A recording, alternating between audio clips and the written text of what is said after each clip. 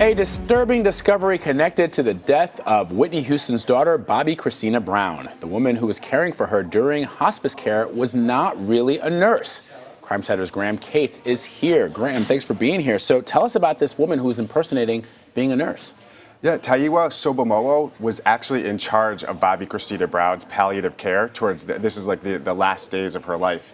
And it turns out that she actually wasn't registered as a nurse, and she was using identification that belonged to a real nurse in Atlanta, Georgia. Wow, and you've uncovered some information that I haven't seen reported anywhere else. What is that? She's actually faced allegations just like this before. This is a warning that was issued by the D.C. Department of Health.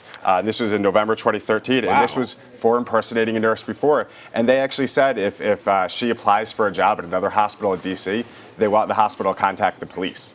So is there any evidence now that this person who impersonated a nurse may have actually contributed any way at all to any of the conditions that Bobbi Kristina Brown had? Anything at all in terms of the care for her as a patient?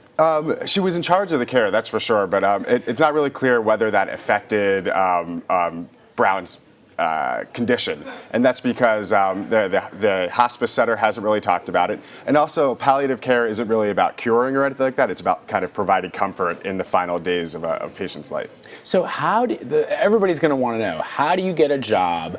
How do you get in and out of a hospital, especially when there's a daughter of a celebrity there, and she's sort of a mini celebrity. She was a celebrity in her own right.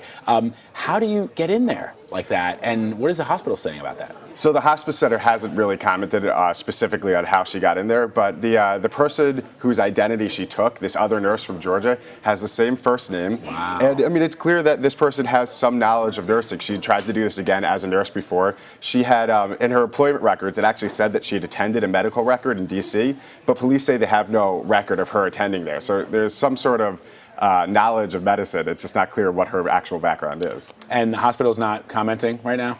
Yeah, not on this specific case. They just kind of said we do good background checking. Well, not in this case. All right. Graham Cates, thanks for being here. Appreciate it. Remember, you can track investigations and read up on the big crime stories of the day at cbsnews.com/Crimesider.